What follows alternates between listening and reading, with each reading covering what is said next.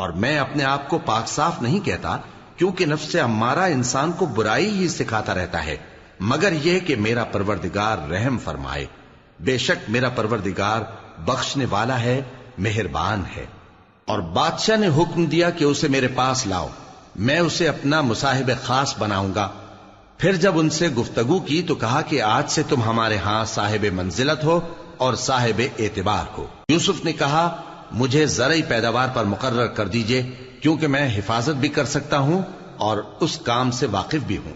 اس طرح ہم نے یوسف کو ملک مصر میں جگہ دی اور وہ اس ملک میں جہاں چاہتے تھے رہتے تھے۔ ہم اپنی رحمت جس پر چاہتے ہیں کرتے ہیں اور نیکوکاروں کے اجر کو ضائع نہیں کرتے، اور جو لوگ ایمان لائے اور ڈرتے رہے ان کے لیے آخرت کا اجر بہت بہتر ہے۔ اور یوسف کے بھائی کنعان سے مصر میں غلہ خریدنے کے لیے آئے تو یوسف کے پاس گئے، تو یوسف نے ان کو پہچان لیا اور وہ ان کو نہ پہچان سکے۔ اور جب یوسف نے ان کے لیے ان کا سامان تیار کر دیا تو کہا کہ پھر آنا تو جو باپ کی طرف سے تمہارا ایک اور بھائی ہے اسے بھی میرے پاس لیتے آنا۔ کیا تم نہیں دیکھتے کہ میں ناب بھی پوری پوری دیتا ہوں اور مہمانداری بھی خوب کرتا ہوں؟ اب اگر تم اسے میرے پاس نہ لاؤ گے تو نہ تمہیں میرے ہاں سے غلہ ملے گا اور نہ تم میرے پاس ہی آ سکو گے۔ انہوں نے کہا کہ ہم اس کے بارے میں اس کے والد کو پھسلائیں گے اور ہم یہ کام کر کے رہیں گے۔ اور یوسف نے اپنے خدام سے کہا کہ ان کا سرمایہ یعنی غلے کی قیمت ان کے سامان میں رکھ دو۔ عجب نہیں کہ جب یہ اپنے اہل و عیال میں جائیں تو اسے پہچان لیں، اور عجب نہیں کہ یہ پھر یہاں آئیں۔ بس جب وہ اپنے والد کے پاس واپس گئے تو کہنے لگے کہ ابا ہمارے لیے غلے کی بندش کر دی گئی ہے، تو ہمارے ساتھ ہمارے بھائی کو بھیج دیجئے تاکہ ہم پھر غلہ لائیں اور ہم اس کے نگہبان ہیں۔ یعقوب نے کہا کہ میں اس کے بارے میں تمہارا اعتبار نہیں کرتا، مگر ویسا ہی جیسا پہلے اس کے بھائی کے بارے میں کیا تھا، سو اللہ ہی بہتر نگہبان ہے اور وہ سب سے زیادہ رحم کرنے والا ہے۔ اور جب انہوں نے اپنا اسباب کھولا تو دیکھا کہ ان کا سرمایہ واپس کر دیا گیا ہے۔ کہنے لگے ابا ہمیں اور کیا چاہیے؟ دیکھیے یہ ہماری پونجی بھی ہمیں واپس کر دی گئی ہے، اور ہم اپنے اہل و عیال کے لیے پھر غلہ لائیں گے اور اپنے بھائی کی نگہبانی کریں گے، اور ایک بار شتر زیادہ لائیں گے کہ یہ غلہ جو ہم لائے ہیں تھوڑا ہے۔ یعقوب نے کہا کہ جب تک تم اللہ کا عہد نہ دو کہ اس کو میرے پاس صحیح و سالم لے آؤ گے، میں اسے ہرگز تمہارے ساتھ نہیں بھیجنے کا، مگر یہ کہ تم گھیر لیے جاؤ یعنی بے بس ہو جاؤ تو مجبوری ہے۔ پس جب انہوں نے والد کو اپنا قول دیا تو یعقوب نے کہا کہ جو قول و قرار ہم کر رہے ہیں اس کا اللہ ضامن ہے، اور فرمایا کہ اے میرے بیٹو ایک ہی دروازے سے داخل نہ ہونا بلکہ جدا جدا دروازوں سے داخل ہونا، اور میں اللہ کی تقدیر کو تو تم سے روک نہیں سکتا، بے شک حکم اللہ ہی کا ہے، میں اسی پر بھروسہ رکھتا ہوں، اور اہل توکل کو اسی پر بھروسہ رکھنا چاہیے۔ اور جب وہ ان مقامات سے داخل ہوئے جہاں جہاں سے داخل ہونے کے لیے ان کے والد نے ان سے کہا تھا، تو وہ تدبیر اللہ کے حکم کو ذرا بھی ٹال نہیں سکتی تھی۔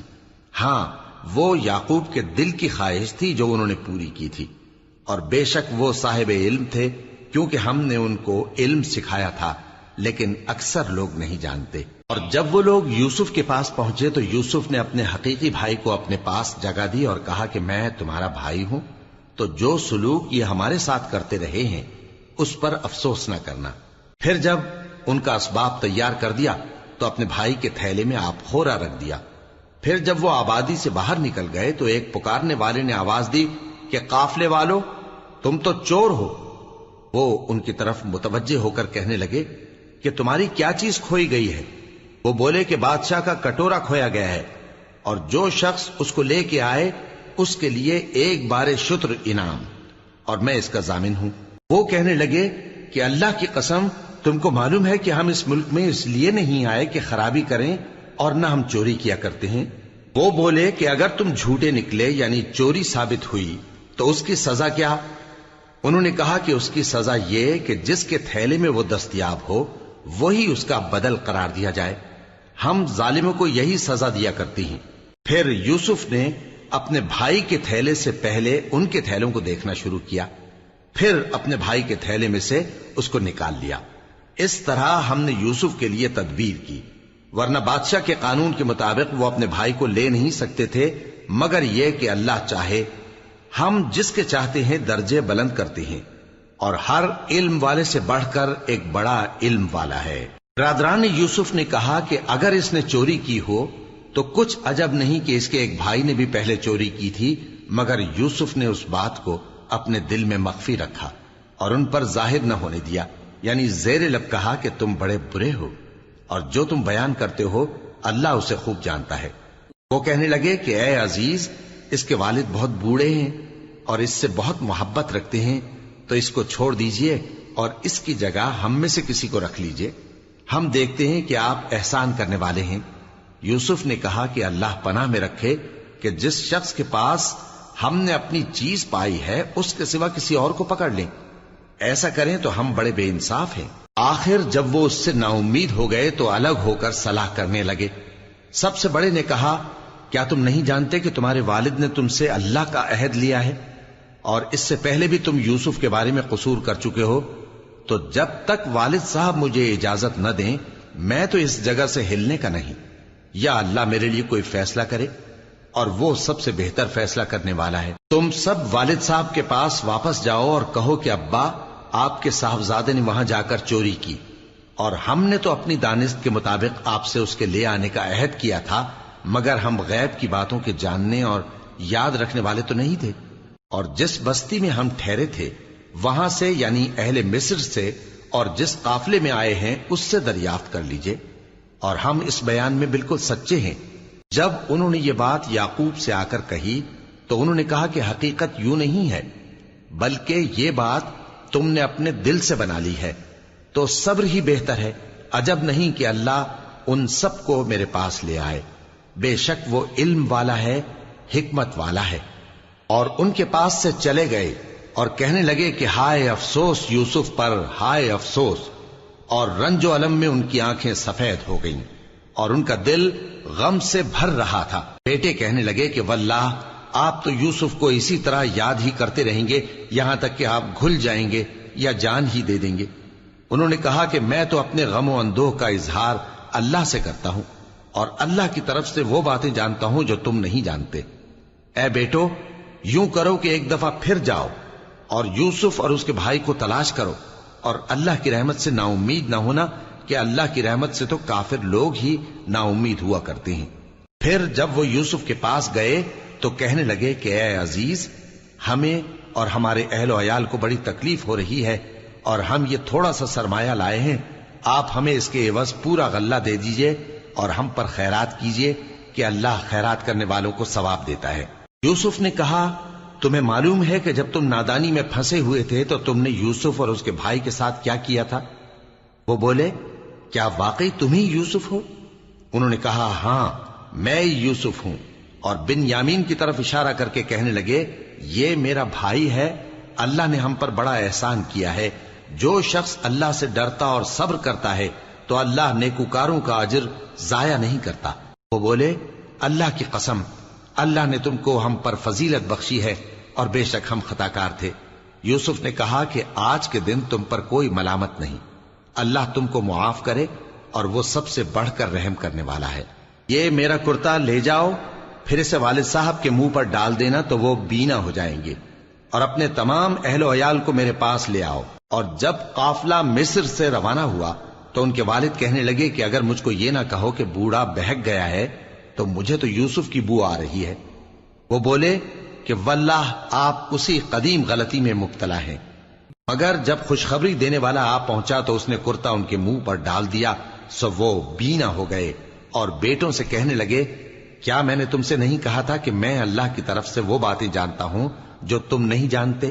بیٹوں نے کہا کہ ابا، ہمارے لیے ہمارے گناہ کی مغفرت مانگیے، بے شک ہم خطا کار تھے۔ فرمایا، میں اپنے پروردگار سے تمہارے لیے بخشش مانگوں گا، بے شک وہ بخشنے والا ہے، مہربان ہے۔ پھر جب یہ سب لوگ یوسف کے پاس پہنچے تو انہوں نے اپنے والدین کو اپنے پاس جگہ دی اور کہا، مصر میں داخل ہو جائیے، اللہ نے چاہا تو امن و امان سے رہیے گا۔ اور اپنے والدین کو تخت پر بٹھایا اور سب ان کے آگے سجدے میں گر پڑے۔ اور اس وقت یوسف نے کہا، ابا جان، یہ میرے اس خواب کی تعبیر ہے جو میں نے پہلے بچپن میں دیکھا تھا، میرے پروردگار نے اسے سچ کر دیا اور اس نے مجھ پر بہت سے احسان کیے ہیں کہ مجھ کو قید خانے سے نکالا، اور اس کے بعد کہ شیطان نے مجھ میں اور میرے بھائیوں میں فساد ڈال دیا تھا آپ کو گاؤں سے یہاں لایا۔ بے شک میرا پروردگار جو چاہتا ہے تدبیر سے کرتا ہے، وہ علم والا ہے، حکمت والا ہے۔ جب یہ سب باتیں ہو لیں تو یوسف نے اللہ سے دعا کی کہ اے میرے پروردگار، تو نے مجھ کو حکومت سے نوازا اور خوابوں کی تعبیر کا علم بخشا۔ اے آسمانوں اور زمین کے پیدا کرنے والے، تو ہی دنیا اور آخرت میں میرا کارساز ہے۔ تو مجھے دنیا سے اپنی اطاعت کی حالت میں اٹھائیو اور آخرت میں اپنے نیک بندوں میں داخل کیجو۔ اے پیغمبر، یہ اخبار غیب میں سے ہیں جو ہم تمہاری طرف بھیجتے ہیں۔ اور جب برادران یوسف نے اپنی بات پر اتفاق کیا تھا اور وہ فریب کر رہے تھے تو تم ان کے پاس تو نہ تھے، اور بہت سے آدمی گو تم کتنی خواہش کرو ایمان لانے والے نہیں ہیں، اور تم ان سے اس خیر خواہی کا کچھ صلہ بھی تو نہیں مانگتے۔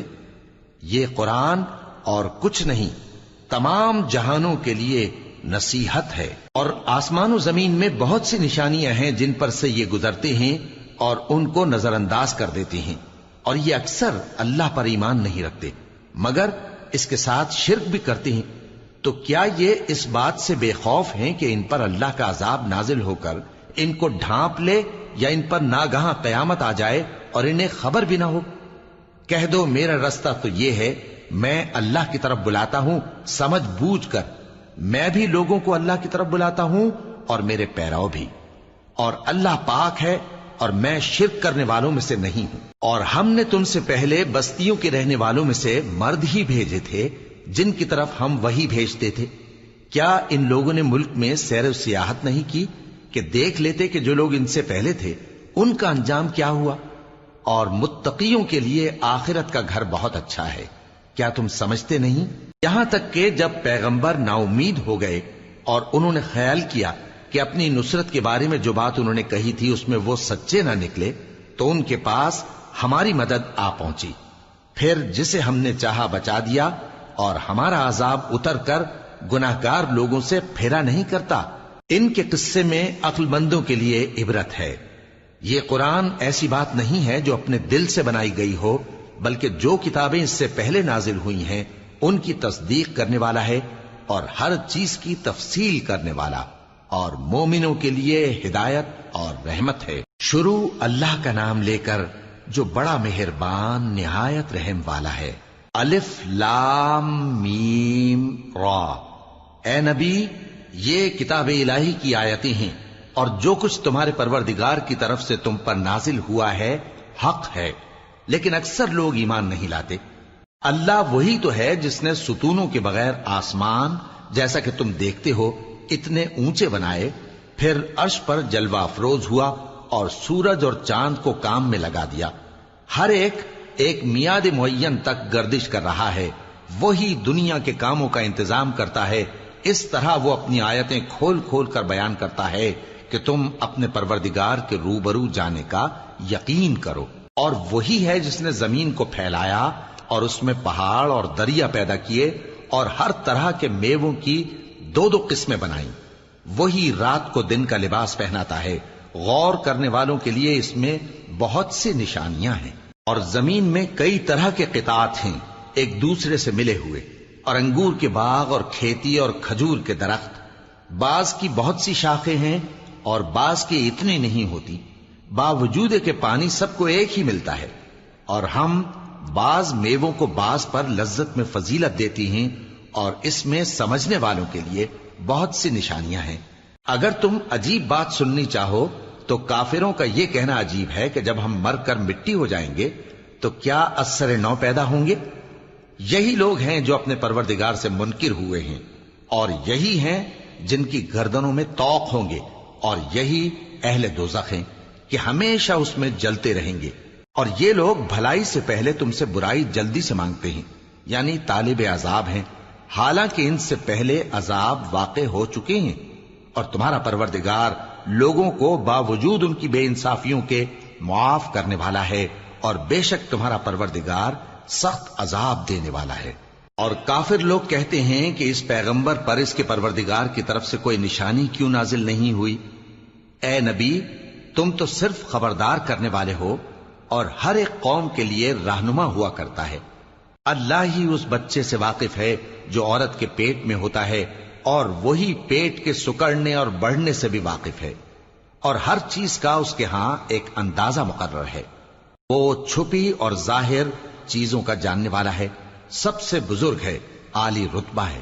کوئی تم میں سے چپکے سے بات کہے یا پکار کر، یا رات کو کہیں چھپ جائے یا دن کی روشنی میں کھلم کھلا چلے پھرے، اللہ کے نزدیک برابر ہے۔ اس کے آگے اور پیچھے اللہ کے چوکیدار ہیں جو اللہ کے حکم سے اس کی نگرانی کرتے ہیں۔ اللہ اس نعمت کو جو کسی قوم کو حاصل ہے نہیں بدلتا جب تک کہ وہ اپنی حالت کو نہ بدلے، اور جب اللہ کسی قوم کے ساتھ برائی کا ارادہ کرتا ہے تو وہ پھر نہیں سکتی، اور اللہ کے سوا ان کا کوئی مددگار نہیں ہوتا۔ وہی تو ہے جو تم کو ڈرانے اور امید دلانے کے لیے بجلی دکھاتا اور بھاری بھاری بادل پیدا کرتا ہے، اور رعد اور فرشتے سب اس کے خوف سے اس کی تسبیح و تحمید کرتے رہتی ہیں۔ اور وہی بجلیاں بھیجتا ہے، پھر جس پر چاہتا ہے گرا بھی دیتا ہے، جبکہ وہ اللہ کے بارے میں جھگڑتی ہیں، اور وہ بڑی قوت والا ہے۔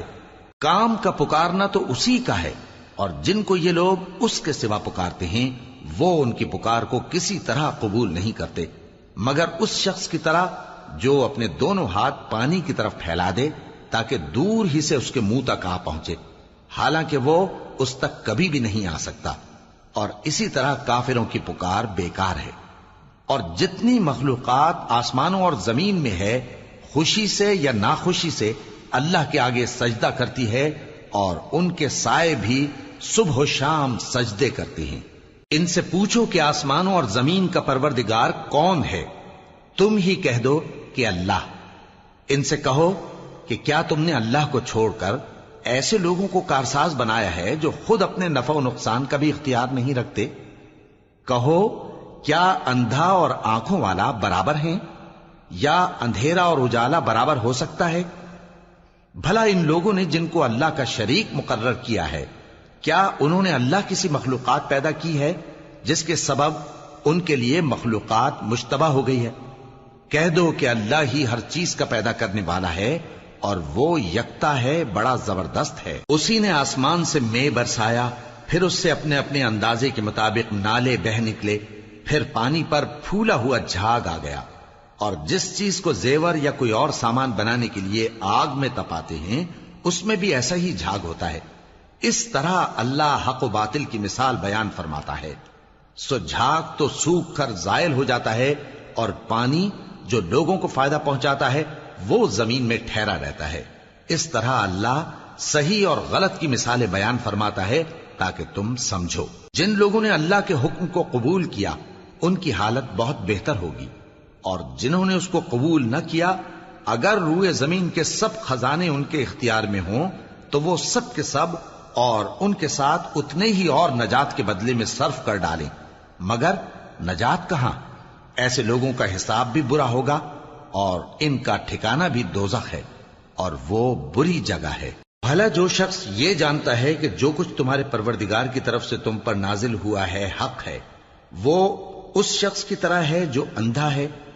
اور سمجھتے تو وہی ہیں جو عقل مند ہیں، جو اللہ کے عہد کو پورا کرتے ہیں اور قول و قرار کو نہیں توڑتے، اور جن رشتوں کے جوڑے رکھنے کا اللہ نے حکم دیا ان کو جوڑے رکھتے، اور اپنے پروردگار سے ڈرتے رہتے اور برے حساب سے خوف رکھتے ہیں۔ اور جو اپنے پروردگار کی خوشنودی حاصل کرنے کے لیے مصائب پر صبر کرتے ہیں اور نماز پڑھتے ہیں، اور جو مال ہم نے ان کو دیا ہے اس میں سے پوشیدہ اور ظاہر خرچ کرتے ہیں، اور نیکی سے برائی کو دور کرتے ہیں، یہی لوگ ہیں جن کے لیے عاقبت کا گھر ہے، یعنی ہمیشہ رہنے کے باغات جن میں وہ داخل ہوں گے، اور ان کے باپ دادوں اور بیویوں اور اولاد میں سے جو نیکوکار ہوں گے وہ بھی بہشت میں جائیں گے، اور فرشتے بہشت کے ہر ایک دروازے سے ان کے پاس آئیں گے اور کہیں گے تم پر سلام ہو، یہ تمہاری ثابت قدمی کا بدلہ ہے، اور عاقبت کا گھر خوب گھر ہے۔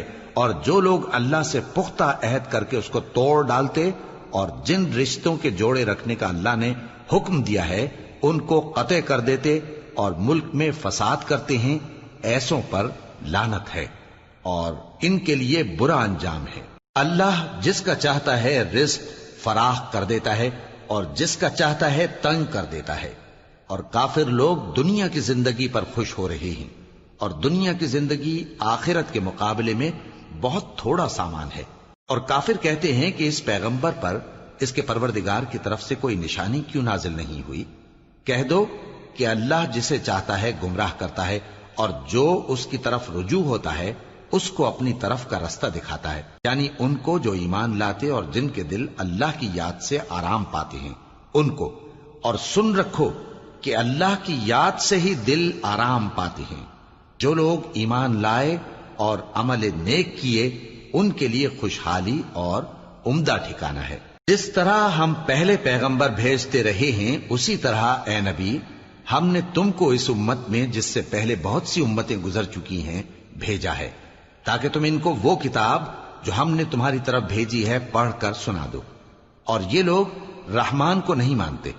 کہہ دو وہی تو میرا پروردگار ہے، اس کے سوا کوئی معبود نہیں. میں اسی پر بھروسہ رکھتا ہوں اور اسی کی طرف رجوع کرتا ہوں. اور اگر کوئی قرآن ایسا ہوتا کہ اس کی تاثیر سے پہاڑ چل پڑتے یا زمین پھٹ جاتی یا مردوں سے کلام کر سکتے تو کیا یہ لوگ ایمان لے آتے؟ بات یہ ہے کہ سب باتیں اللہ کے اختیار میں ہیں. تو کیا مومنوں کو اس سے اطمینان نہیں ہوا کہ اگر اللہ چاہتا تو سب لوگوں کو ہدایت کے رستے پر چلا دیتا؟ اور کافروں پر ہمیشہ ان کے اعمال کے بدلے آفت آتی رہے گی یا ان کے مکانات کے قریب نازل ہوتی رہے گی یہاں تک کہ اللہ کا وعدہ آ پہنچے. بے شک اللہ وعدہ خلاف نہیں کرتا. اور تم سے پہلے بھی رسولوں کے ساتھ تمسخر ہوتے رہے ہیں تو میں نے کافروں کو مہلت دی، پھر میں نے ان کو پکڑ لیا. سو دیکھ لو کہ میرا عذاب کیسا رہا. تو کیا وہ جو ہر شخص کے اعمال کا نگراں و نگہبان ہے وہ بتوں کی طرح بے علم و بے خبر ہو سکتا ہے؟ اور ان لوگوں نے اللہ کے شریک مقرر کر رکھے ہیں. ان سے کہو کہ ذرا ان کے نام تو لو. کیا تم اسے ایسی چیزیں بتاتے ہو جو روئے زمین پر ہیں اور اسے معلوم نہیں، یا تم لوگ محض سطحی بات کی تقلید کرتے ہو؟ اصل یہ ہے کہ کافروں کو ان کے فریب خوبصورت معلوم ہوتے ہیں اور وہ ہدایت کے رستے سے روک لیے گئے ہیں. اور جسے اللہ گمراہ رہنے دے اسے کوئی ہدایت کرنے والا نہیں. ان کو دنیا کی زندگی میں بھی عذاب ہے اور آخرت کا عذاب تو بہت ہی سخت ہے، اور ان کو اللہ کے عذاب سے کوئی بھی بچانے والا نہیں. جس جنت کا پرہیزگاروں سے وعدہ کیا گیا ہے اس کی شان یہ ہے کہ اس کے نیچے نہریں بہ رہی ہیں، اس کے پھل ہمیشہ باقی رہنے والے ہیں اور اس کے سائے بھی. یہ ان لوگوں کا انجام ہے جو متقی ہیں، اور کافروں کا انجام دوزخ ہے.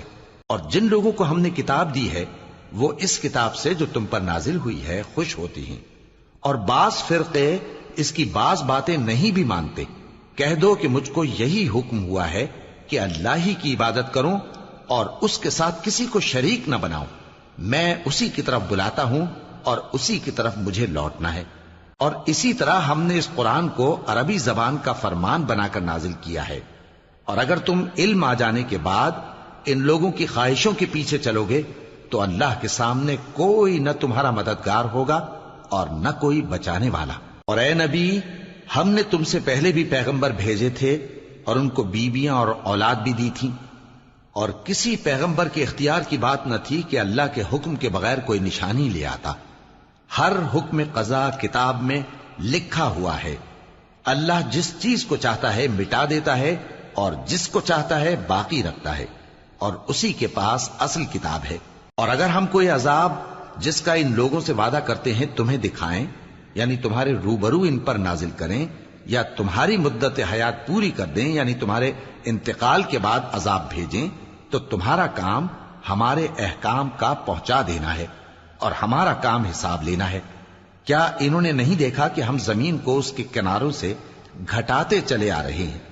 اور اللہ جیسا چاہتا ہے حکم کرتا ہے، کوئی اس کے حکم کا رد کرنے والا نہیں، اور وہ جلد حساب لینے والا ہے. جو لوگ ان سے پہلے تھے وہ بھی بہتیری تدبیریں کرتے رہے ہیں، سو تدبیر تو سب اللہ ہی کی ہوتی ہے. ہر شخص جو کچھ کر رہا ہے اللہ اسے جانتا ہے. اور کافر جلد معلوم کر لیں گے کہ آخرت میں اچھا انجام کس کے لیے ہوتا ہے. اور کافر لوگ کہتے ہیں کہ تم پیغمبر نہیں ہو. کہہ دو کہ میرے اور تمہارے درمیان اللہ اور وہ شخص جس کے پاس کتاب آسمانی کا علم ہے بطور گواہ کافی ہے۔ شروع اللہ کا نام لے کر جو بڑا مہربان نہایت رحم والا ہے۔ الف لام را، یہ ایک پر نور کتاب ہے، اس کو ہم نے تم پر اس لیے نازل کیا ہے کہ تم لوگوں کو اندھیروں سے نکال کر روشنی کی طرف لے جاؤ، یعنی ان کے پروردگار کے حکم سے عزت والے خوبیوں والے مالک کے راستے کی طرف، یعنی اس اللہ کے راستے کی طرف کہ جو کچھ آسمانوں اور زمین میں ہے سب اسی کا ہے۔ اور ان کافروں کے لیے عذاب شدید کی وجہ سے تباہی اور بربادی مقدر ہے، جو آخرت کے مقابلے میں دنیاوی زندگی کو پسند کرتے اور لوگوں کو اللہ کے راستے سے روکتے اور اس میں کجی چاہتے ہیں۔ یہ لوگ بڑے دور کی گمراہی میں ہیں، اور ہم نے کوئی پیغمبر نہیں بھیجا مگر وہ اپنی قوم کی زبان بولتا تھا تاکہ انہیں احکام الہی کھول کھول کر بتا دے۔ پھر اللہ جسے چاہتا ہے گمراہ رہنے دیتا ہے اور جسے چاہتا ہے ہدایت دیتا ہے، اور وہ غالب ہے، حکمت والا ہے۔ اور ہم نے موسیٰ کو اپنی نشانیاں دے کر بھیجا کہ اپنی قوم کو تاریکیوں سے نکال کر روشنی میں لے جاؤ اور ان کو اللہ کے دن یاد دلاؤ، اور اس میں ان لوگوں کے لیے جو صابر و شاکر ہیں نشانیاں ہیں۔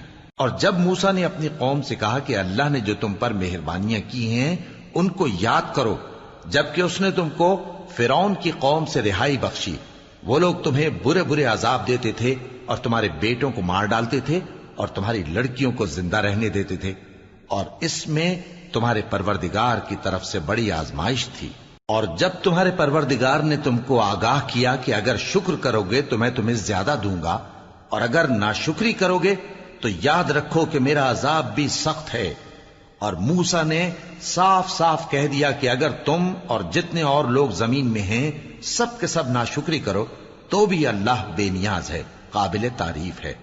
بھلا تم کو ان لوگوں کے حالات کی خبر نہیں پہنچی جو تم سے پہلے تھے، یعنی نوح اور عاد اور سمود کی قوم اور جو ان کے بعد تھے، جن کا علم اللہ کے سوا کسی کو نہیں۔ جب ان کے پاس ان کے پیغمبر نشانیاں لے کر آئے تو انہوں نے اپنے ہاتھ ان کے منہوں پر رکھ دیے کہ خاموش رہو، اور کہنے لگے کہ ہم تو تمہاری رسالت کو تسلیم نہیں کرتے، اور جس چیز کی طرف تم ہمیں بلاتے ہو ہم کو اس میں بھاری شک ہے۔ ان کے پیغمبروں نے کہا کیا تم کو اللہ کے بارے میں شک ہے جو آسمانوں اور زمین کا پیدا کرنے والا ہے؟ وہ تمہیں اس لیے بلاتا ہے کہ تمہارے گناہ بخشے اور ایک مدت مقرر تک تم کو مہلت دے۔ وہ بولے کہ تم تو ہمارے ہی جیسے آدمی ہو، تمہارا یہ منشا ہے کہ جن چیزوں کو ہمارے بڑے پوجتے رہے ہیں ان کے پوجنے سے تم ہمیں روک دو، تو اچھا کوئی کھلی دلیل لاؤ، یعنی معجزہ دکھاؤ۔ پیغمبروں نے ان سے کہا کہ ہاں ہم تمہارے ہی جیسے آدمی ہیں، لیکن اللہ اپنے بندوں میں سے جس پر چاہتا ہے نبوت کا احسان کرتا ہے، اور ہمارے اختیار کی بات نہیں کہ ہم اللہ کے حکم کے بغیر تم کو تمہاری فرمائش کے مطابق معجزہ دکھائیں، اور اللہ ہی پر مومنوں کو تو بھروسہ رکھنا چاہیے۔